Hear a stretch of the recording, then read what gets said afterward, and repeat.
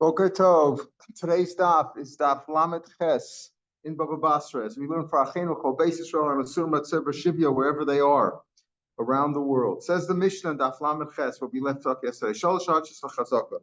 There are three lands in Eretz Yisrael regarding a chazaka. Again, a chazaka here we're talking about the presumptive title that you gain after 3 years of occupancy with a claim, a plea that you bought the land, you received it somehow legitimately as a Yerusha, it was gifted to you, whatever.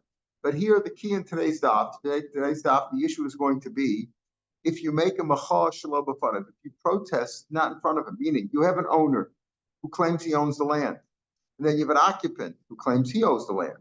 So we said, well, if the occupant's there for 3 years uncontested, and he has a plea that he bought the land and he's been there for 3 years, why didn't you say something during those 3 years?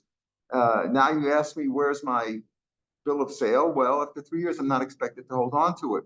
Okay, so you have to make a protest within 3 years. As we said, always protect yourself. If somebody's on your land, you should have protested within 3 years. If you didn't, then it's your fault. The guy has a good claim. He bought the land from you, and you didn't say anything for 3 years. That's normally the way it works. However, does the protest have to be made face to face? They have to tell them directly, or is enough? I told people in shul, and the word gets around. So here we're saying that there's three different areas within Eretz Yisrael. In what sense, as we'll see? Because if you're in one, if the occupant is one, is in the protester, the owner, the protester is in another place, how could he hear about it? Maybe there was no communication. They didn't have internet and things like that, telephones in those days. The only way to find out was by caravans, by travel, by people communicating across lines. Well, in different countries, different areas, there was no communication. So therefore, the owner who's protesting now could not have known to protest because he didn't know that the guy was occupying his land. He went on business to another country. There was no way to find out. So it's not his fault. It's that he couldn't have protested. In other words, a valid protest within 3 years is that you should have protested had you known about it. Meaning, as we're going to see, you don't really, according to the Tanakhama, according to what we paskin, you don't have to tell them face to face, but there has to be communication so that you could hear about it to protest and he could hear about the protest. You would know about it because there's communications, people talk, there's word of mouth gets around, and you would know that he's occupying your land. Therefore, you had an obligation to protest. And even though you didn't do it face to face, he should have heard about it because you publicly made your protest. You did it at least to 2 witnesses. So here we're defining what are the different areas that you cannot be expected to hear from one way or another. The 3 different countries in terms of chazaka, Yehuda, Eber Yard, these are all part of Eretz Yisrael. Eber Yard was considered part of Eretz Yisrael too. And this is week's parsha where Bnei Gad and Bnei Ruvain took over those lands. What's today is like part of the Golan, whatever. So Shalosh Artzos Chazaka, Yehuda, Eber Yard, and Galil. Yehuda and Galil, even though they're part of Eretz Yisrael themselves, but there weren't communications between these 2 areas, different governments. Let's say the owner who's protesting, the claimant who claims that he's the owner, was in Yehuda, and the occupant was in Galil, or the reverse, but Galil best Yehuda, or the owner was in the Galil and the occupant was in Yehuda. Ain't a chazaka. It's not a chazaka. Why? Because it has to be where the owner could find out. It's reasonable to assume that he heard about your occupancy, and therefore he could have protested. But if he couldn't hear about it, then you can't have a chazaka. There's no chazaka. I didn't know to protest. Until they're in the same country. Rabbi Yehuda takes out the word achas. Rabbi Yehuda. Rabbi Yehuda disagrees with this whole thing. Rabbi Yehuda has a different look at it. Rabbi Yehuda says that indeed the mecha has to be made b'fanav. It's not a protest, and he did it face to face. And he learns the reason. What do we explain was the reason for the 3 years? Because for 3 years you're expected to hold on to your bill of sale. After 3 years, I couldn't be expected to hold on to it.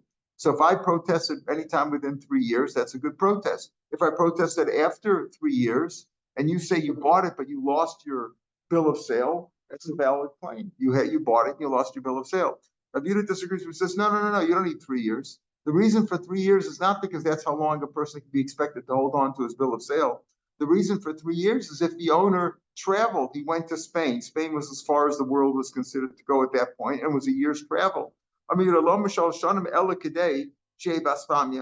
so that, let's say the owner went to Spain, and that's a year's travel. The Yachzik Shana, and the occupant is occupying his house in Eretz Yisrael. The Yelchu B'yodu, and then it'll take him a year for him to find out. Travelers will come and report. So what's the news? Oh, the news is that this guy's on your land. The Yavel Shana, and he'll take him a year to return. In other words, Ruvain owns a house. He went to Spain. That took a year. Then while he was away, somebody occupied his house illegitimately. And it took a year, though, for him to find out, because that's how long it takes a year to travel the news. They didn't have instant travel or instant news like they have today, instant communications. Then he'll come back and protest, and he'll protest face to face. But indeed, according to Rabbi Yehuda, if the owner was there while the occupant was occupying his property, you don't need 3 years. If he was there for 1 minute, what are you doing in my land? You should have said something right away. If the owner saw the occupant in his land, in his house, his field, whatever it was, his store, and he didn't say anything right away, that's a chazaka. That's a chazaka. Of course, the chazaka is be with the taina, but it's got to be a chazaka. You don't need 3 years. The 3 years is only in case the owner's traveling. That gives time for the communications to work back and forth. That's Rabbi Yehuda Shita, not like the Tanakama. Tanakama, the way we've been learning till now, the 3 years is because 3 years a person can be expected to hold his property. Remember, he said maybe the first year, I don't care so much. I don't know what he's doing over there. Second year, but within 3 years, you should have protested, assuming that you heard about it. And you could have known about it because you weren't in a foreign land where there was no communication. So the Gemara says right away. So we've already explained to you the end of the Gemara. The Tanakama holds that a machosh lo b'fanav is a macha. You don't have to be there, but you have to be able to have heard about it. And the occupant has to be able to have heard about your protest. The two things go together. If there's no communications between the two lands, then the occupant is in one land and in land number one, and the protester, the owner's in land number two. There's no way that the protester could have heard that the occupant is occupying his land. And in the same token, if the protester protested, there's no way for the occupant to have heard about it because there was no communication. So the Gemara says, Mike Suffer Tanakam, what does the Tanakama hold? That he says that, look, there's 3 lands. There's Yehuda, Eber Yarden, and Galil. If the occupant was in one land and the protester was in another, or vice versa, it's not a chazak until they're in the same country.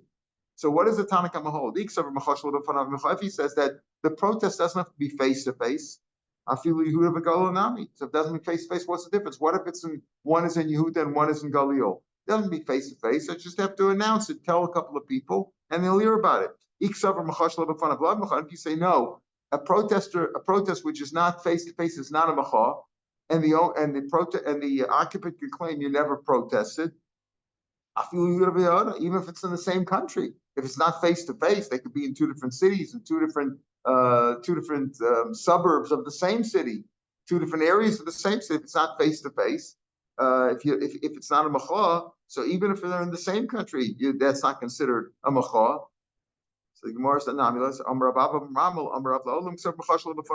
so notice this is Rav. It's Rav Mamal Amar Rav. Says a machosh lo. In other words, a protest doesn't have to be face to face. I just have to announce it, and I'll assume you'll hear about it. So why does our Mishnah talk about Yehuda and Galil, even Yehuda and Yehuda, or like Rashi says, I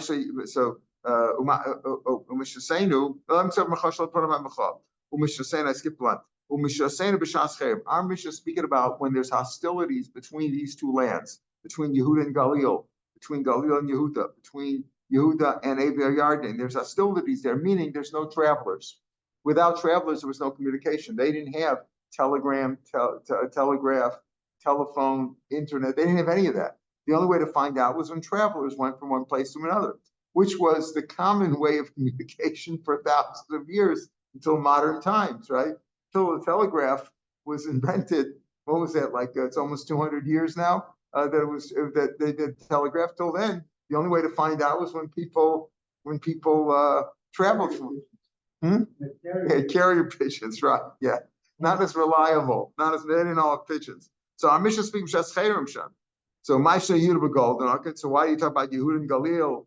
Could have even been Yehuda and Yehuda. It says Hakamash Blon. The finish is, so why talk about Yehuda and Galil? Talk about any 2 places, or not the way Rashbam first says. Why talk about Yehuda and Galil? any two countries in which there's no communications between the two, there's hostilities, there's no communications, there's no travelers between them, and as they're cut off from one another, just say anytime that there's between two different countries, there's no way to make a chazaka there because the protester couldn't have heard about it, and if he did hear about it, the occupant wouldn't have heard about his protest. So the answer is, the Gemara says, Hakamash from the Chiddush is the Stam Yehuda v'Galil Kishas Cherem Dami.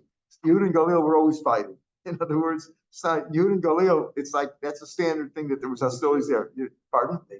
They were Jewish, right? It's always fighting there. So you can assume that there's no communication between them. At any place where there'd be no communication, and the truth is that even in Yehuda and Yehuda, if there were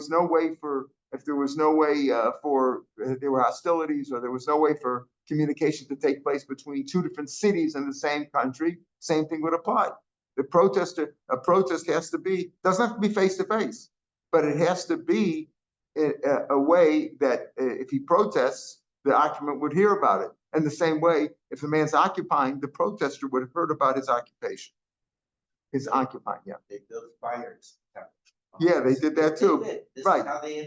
That's how they did. That's how they announced the Chodesh, right? But if you build a fire, the guy's not. They're going to say no that you're protesting my occupancy of your house, right? That's right.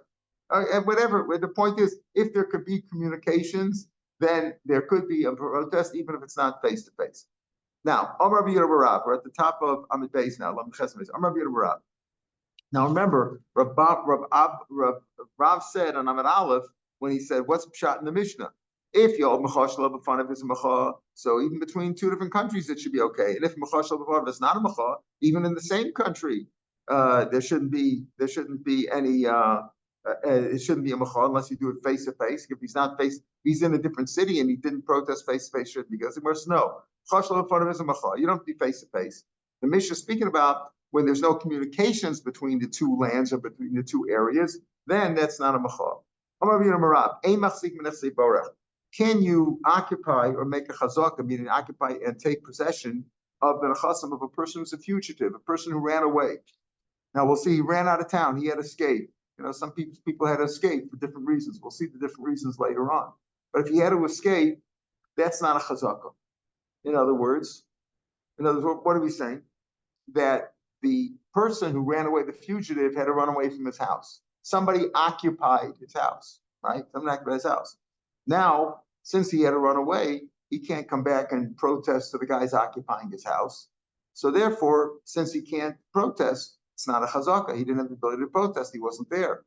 Okay. Now, Rav Yehuda, this is Rav Yehuda, not to be confused with Rabbi Yehuda in our Mishnah. Rabbi Yehuda in our Mishnah, presumably, is Rabbi Yehuda Hanasi, right? That's Rabbi Yehuda Hanasi, or Rabbi Yehuda bar Eloi, but, right, it's probably Rabbi Yehuda bar Eloi, but, in any case, Rabbi Yehuda in the Mishnah is a Tana, and this is Rabbi Yehuda who's an Amora, who is a student of Rav.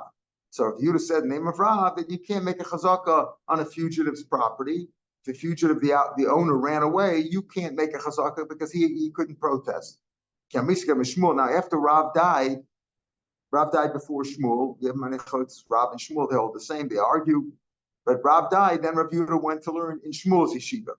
So when I said this memra, that Rav said that you cannot make a chazaka in the nechasim of a fugitive, I said this in front of Shmuel. Amarli, Shmuel said to me, Rav Yehuda, not the Tana, Rav Yehuda, the student of Rav and Shmuel, Amarli, why not?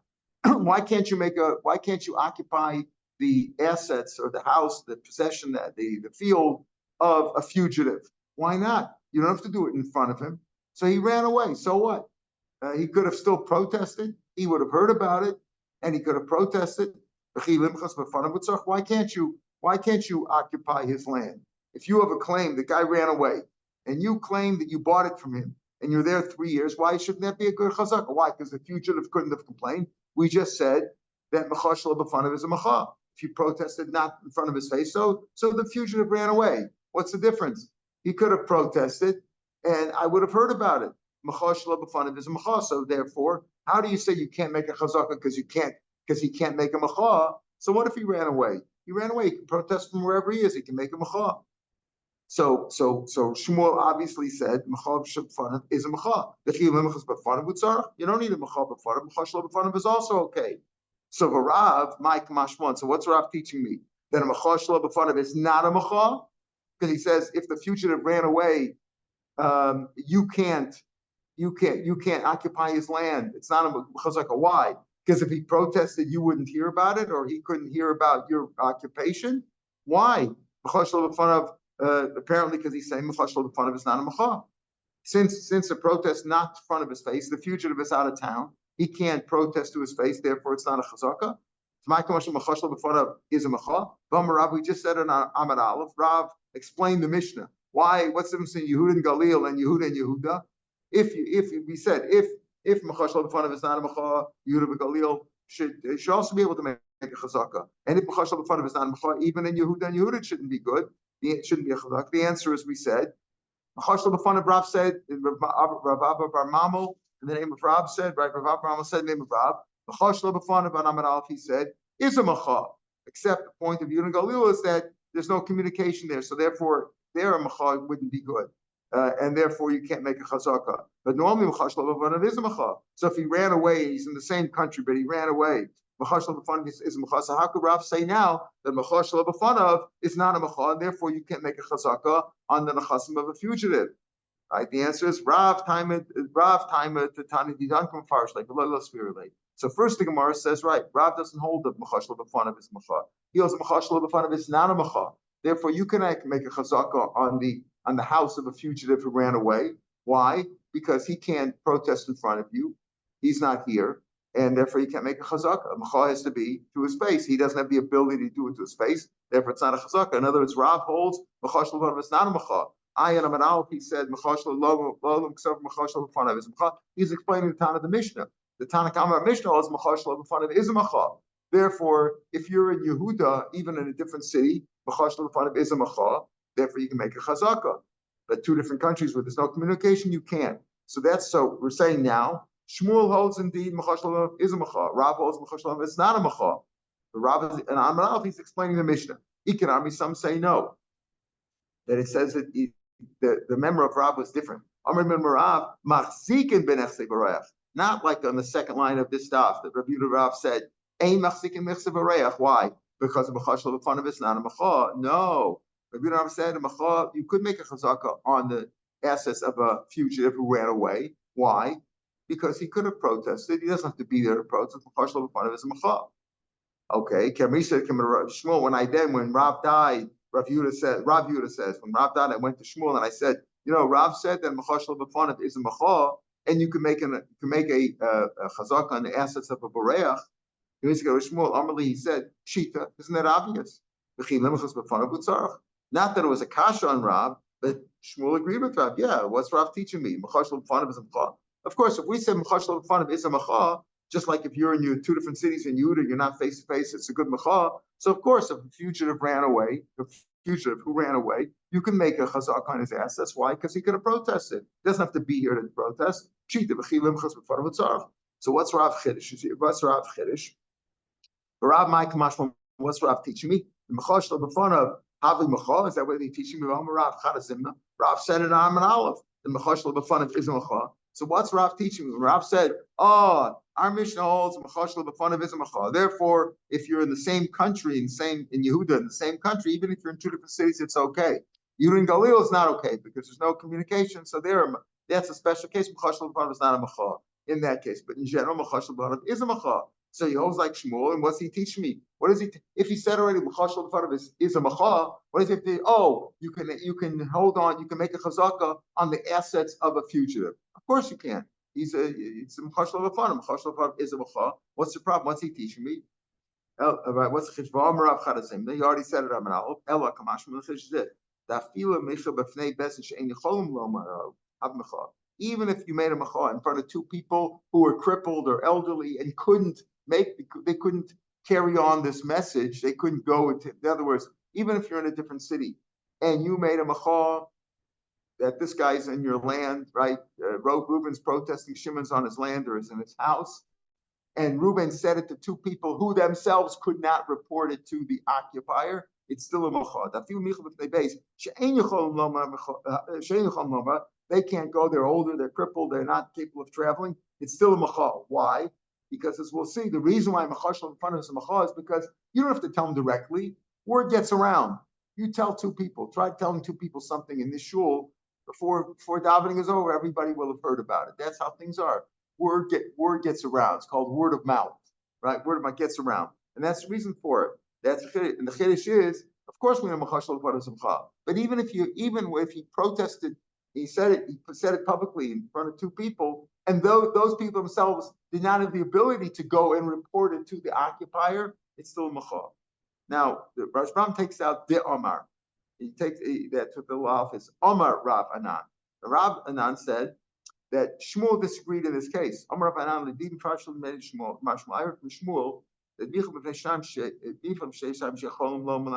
if the protest was made, again, Reuven, who is the supposed owner, the claimant who claims that Shimon's on his land, if he made the protest in front of two people who have the ability to go tell the occupier, hey, this guy is protesting, he says you're on his land, that's a macha. If he made a macha in front of two people who don't have the ability themselves to go there, lo have a macha.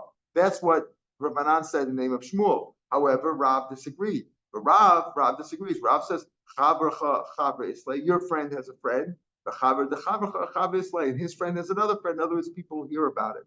So Shmuel said, pardon? Right, he could have sent a shliach. He didn't have to, the point is he didn't have to send a shliach. He just has to make his protest public, and then word gets around. That's what Rav says. Now Shmuel said, if in a way that's really between Rav and Shmuel. Rav says, these guys don't have to go and say it themselves. As long as he told two people, word will get around. Shmuel said, the people that you protested in front of, if you didn't protest face to face, obviously if you protested face to face and you can prove that you did that, then that ruined his chazakah. But if you told it to two people who couldn't themselves go and report it, they couldn't be the shlichim because they were elder, they were incapacitated, they couldn't travel, then that's not a machal. It's got to be two people who were capable of reporting it directly, capable of that. So as we'll see in the Gemara, the Ritva explains based on the Gemara that we're going to see in a few minutes, that if you told it to two elderly or sickly people who couldn't themselves protest, it's as if you said, I'm telling it to you, but don't say a word to anybody else. That's effectively the same thing. Shmuel agrees with Rav in general. We're going with the Ikanami that Rav holds that Machashal Panav is Macha. Shmuel also reads Machashal Panav is Macha. However, if you told it to two people in such a way that there was no way to get word around, then Shmuel said that it's not a Macha. Whereas Rav says, people always talk. Amar Rava. Now Rava says like this. We're 6 lines from the bottom of Lamed Chesed. Amar Rava. Hilchasa ein machzikin b'nechse barech. The halacha is not like Rav. The halacha is like Rav said initially. Rav said initially that ein machzik. You cannot make a chazaka on the assets of a fugitive, right? Because he won't be able to protest. And then he says, and then he says, a protest not in front of him is a good macha. So the Gemara says, Tarti. How can you say these two things are seemingly contradictory? The second thing you said is what? That you don't have to protest face to face. Machash l'panav is a macha. And that's taka the psak, right? Like with Rambam Paskins, we said, Machash l'panav is a macha. So based on that, we should go like the Ikanami of Yubna Rav near the top, where the Ikanami said, therefore, you could make a chazaka on the assets of a fugitive. Why? Because even if he's not around, the fugitive is the owner, supposed owner, he had to run away. And you occupied his house. So what? He could still protest. The fugitive can protest from far away. So how could you say, on the one hand, is macha, on the other hand, you can say, you can't make a chazaka on the nechasim brech, because supposedly he couldn't protest. Why not? You can protest from far away. You're saying two contradictory things. No kasha. I'll answer the very simple. It's not a kasha. Kan borech machmas maman, kan borech machmas marden. Why was he a fugitive? That's the point. Again, we explained on Amar Aleph that a macha, you have to macha within 3 years is, like we said, because of the shtar, right? Because he doesn't have to hold on to a shtar for more than 3 years, he's not expected to. And therefore the owner, if you didn't protest within the years, the occupant would say, why didn't you protest? Right? That's according to the Tanakama. And Rabbi Yehuda in the Mishnah, he disagrees. He says, no. The reasons for the 3 years is because it takes 3 years to go back and forth. The farthest the protester could have gone is probably a year's travel. then it would take a year for him to hear about it, and a year for him to return, and he has to protest face to face. So Rabbi Yehuda, Rabbi Yehuda, the Tana in our Mishnah holds you have to protest face to face. We don't hold like Rabbi Yehuda in the Mishnah. We hold you don't have to protest face to face. You can protest from far away. The reason for the 3 years is because 3 years is the maximum time that he can hold on to his star. Okay, so if we go like the Tanakama, then Machash B'fanav is a Machah, not like Rabbi Yehuda. Rabbi Yehuda holds Machash B'fanav is not a Machah. You have to protest to his face. And the 3 years has nothing to do with holding on to the star. The 3 years is for the travel time. But if you're face to face with him, you have to then if he was there for 1 minute and you didn't protest, that's a chazaka. Because why didn't you say something right away? That's Rabbi Yehuda's pshat in the Mishnah. Rav Yehuda in the Gemara, who quotes Rav and quotes Shmuel, quotes Machashel B'fanav, is a Machah. So if so, why do you say that if there's a fugitive, you cannot occupy his land? Why not? Machashel B'fanav, you could have protested. So therefore, the Gemara says, no, it depends. Why was he a fugitive? Was he running away because he owed money? That's one reason why people run away. They owe money. The creditors are running after him.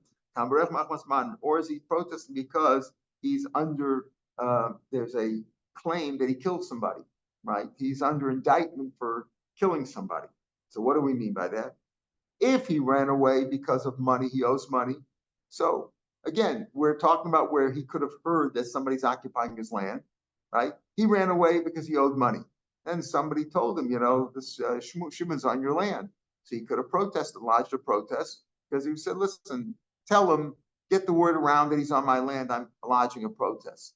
In a case like that, right, a machash lo b'fanav is a machah, and the guy cannot make a chazaka.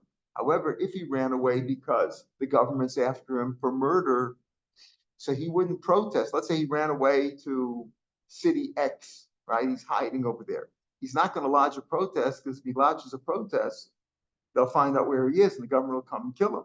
If it's because of money, okay, they're not going to make an effort. The creditors are not going to run after him because they have the money anyway. He ran away now not to face the creditors. They're not going to go and kill him and run after him if he doesn't have the money. So there he'll lodge a protest. And since he could lodge a protest, therefore you could make a chazak on his land because he could have protested.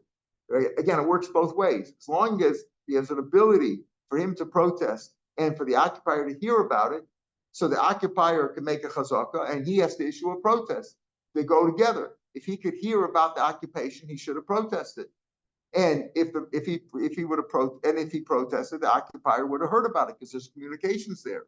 But over here, there's a special reason. When we say over here, that's if he ran away because of a claim of murder, right? He was under indictment for murder. There, he wouldn't protest, because if he protests, they'll hear where he is, and he's afraid to protest. So then, if he can't protest, you can't make a chazaka. Two things work together. If the owner can protest, you can make a chazaka. If the owner cannot protest because he couldn't hear about it, and this is a special circumstance because he's afraid to protest, then you can't make a chazaka on his land. And this is what Rashbam says. That's the halacha also. It's showing that the goal of the said. Right. The guy's going to run after. The government will run after him to go down. Take a look at Rashbam. He's pointing out the Rashbam 6 lines from the bottom of the page. Right? He's afraid to protest. So people will find out where he's hiding in city X. Either Goladam or the government, whoever it is, will run after him. He'll be upset, like this week's parsha, right? About the Ari Miklat, the seagull, and he'll reach him. Bahargo and kill him. That's where Rava said they machzikim nefsa b'reach. Only in that case, but normally we'll go with the Ikad Army that Rav Yehuda Rav said that you could make a chazaka of a guy who's a fugitive because of money. So says Rav Martin Rashi. The next Rashi points out that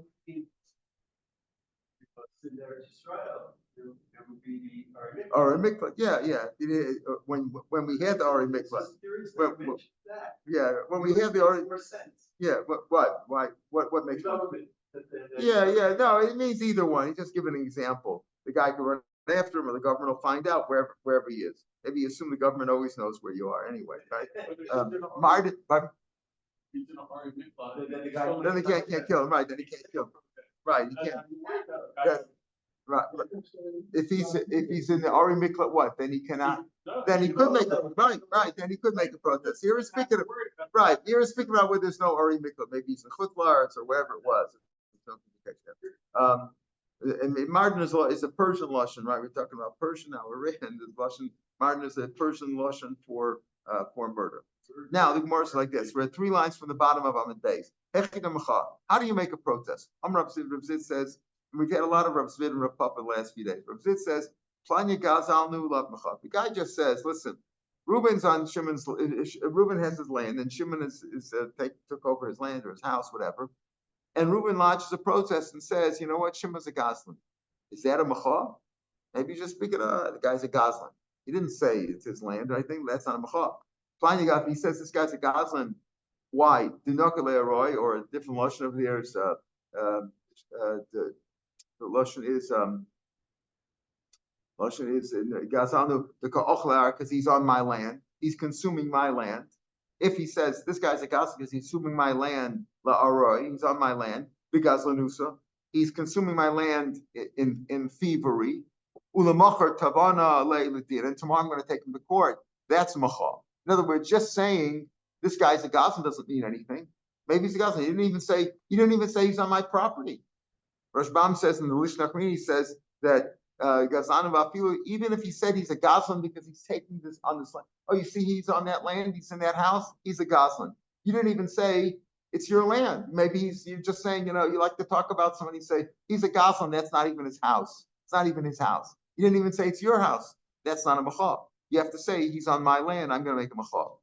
Omar, let's say he said, look, Timberlake. Let's say he said that you made a Machal. And he said Reuven wasn't in town, or Reuven was a different place. He heard Shimon's on his land, and he told 2 witnesses, you know what? He's a Goslin, he's on my land, I'm taking him to court tomorrow. Don't say anything. Don't say anything, I'm taking him to court tomorrow. What is that a Machal? He said, don't tell him. Is that a Machal? He said, don't tell him. He didn't tell him that. If he said don't tell him, that means that Shimon will not hear about his protest. So that's not a Machal. But Papa no, he said, don't tell him. Don't tell him. What does it mean when you say somebody, don't tell him? You tell the other people, right? That's what Papa says. People talk. So when you say, don't tell him, but you can tell other people, then he'll hear about it. Again, the Svara, in other words, your friend has a friend, and your friend's friend has another friend, meaning the word will get around. So even if you tell 2 people and you say, by the way, telling you he's on my land, I'm going to take him to court tomorrow, don't tell him anything. He'll still get around. That's still a machal. Let's say they said, lo amrinale. They said, listen, Reuben says, hey, Shimon's on my house, I'm going to take him to court tomorrow. And the 2 witnesses say, well, we're not going to say anything to him. They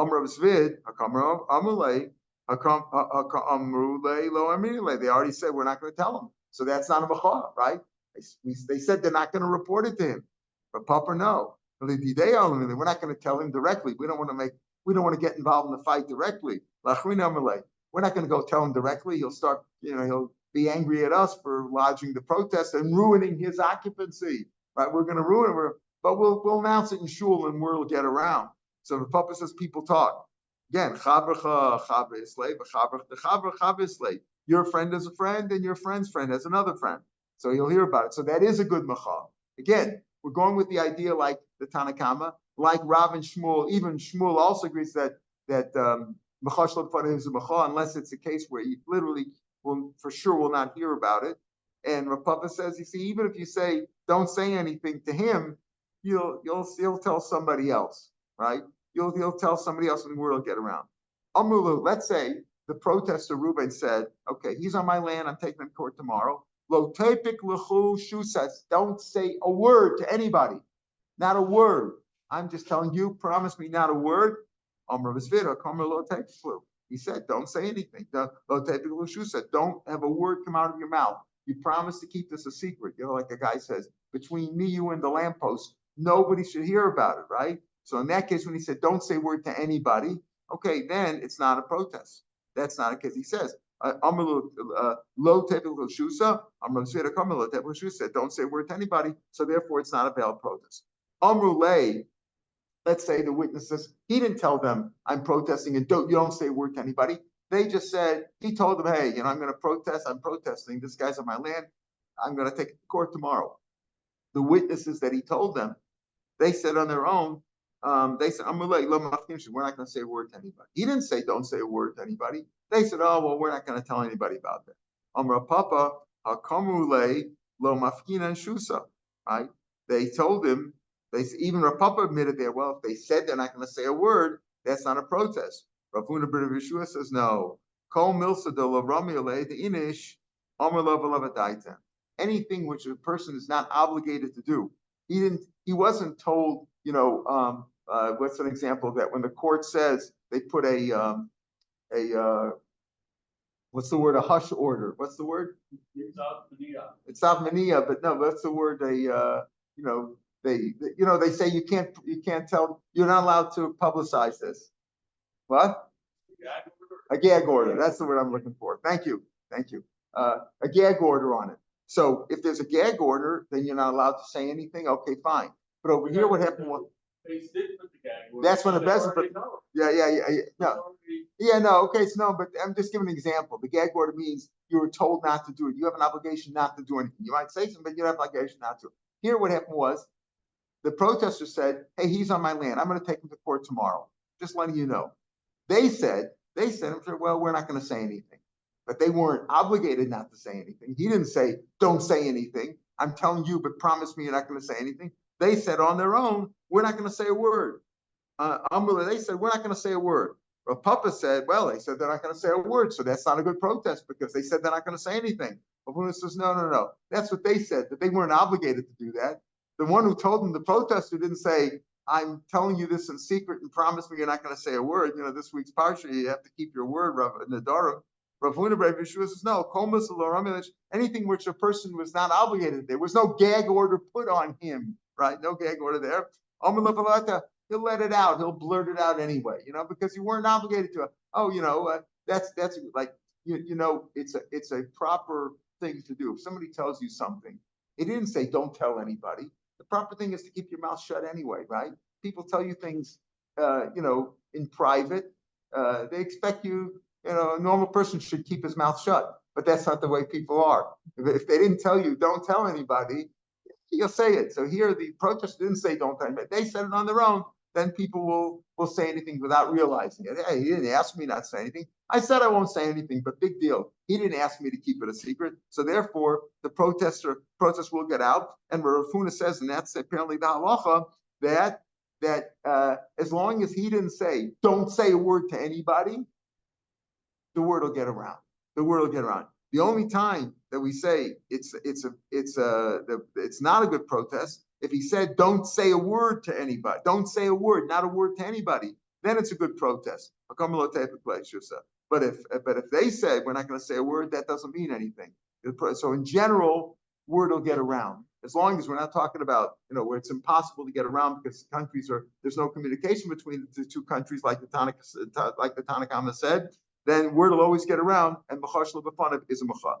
This is tomorrow's Daf. Actually, I think on the podcast, it starts from the two dots at this last piece that starts at the two dots of Lamed Testament base, and that'll take you to Lamed Testament base. And on Sunday, we'll pick it up, I think, from the last line on Lamed Testament base. Have a good day. Have a good Shabbos, everybody. Sorot Tovot. Everybody should be safe. Amen. Take care. Beautiful Shabbos.